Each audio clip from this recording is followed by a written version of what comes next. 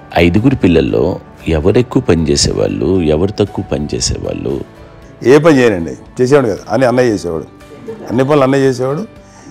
ఇక మా చిన్న చెల్లి పెద్ద చెల్లి ఎక్కువ చేసేది.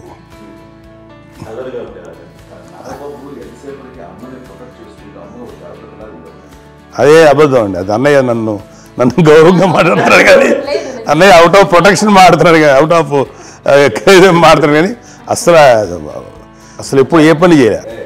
లేదు ప్రామిస్ అండి, ఏ పని చేసేవాడు కాదు. మా ఇద్దరికి మధ్యలో పాపం అన్నయ్య చాలా పని చేసేవాడు. ఎంత పని చేసేవాడు, నేను ఇచ్చిన తర్వాత మళ్ళీ నాకు ఏదైనా చిన్న పని చెప్తే అది కూడా నువ్వే చేయనివ్వండి. ఆ కోపం వచ్చేది, కోపం వచ్చి ఒకడు కొట్టేవాడు. కొడితే కోపం వచ్చేది తప్ప నేను వెళ్ళేవాడిని కాదు. అమ్మకి ఎప్పుడు ఏంటంటే ఒక ఇదే పని చేయడని, అంతే. నిజంగా ఏ పని చేసేవాడిని కాదు. లేదు లేదు లేదు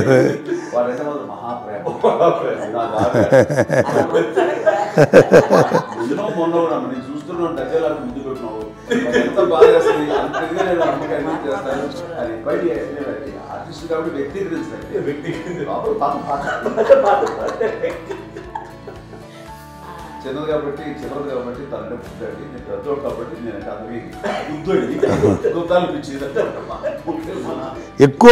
ఎక్కువ కష్టపడింది కానీ మా నాన్నగారి చేతిలో ఎక్కువ అంటే నాన్న బాగా కోపం ఎక్కువ అనుమానించింది కానీ అన్నయ్య పాపం బాగా దొరికేసేవాడు పాపం.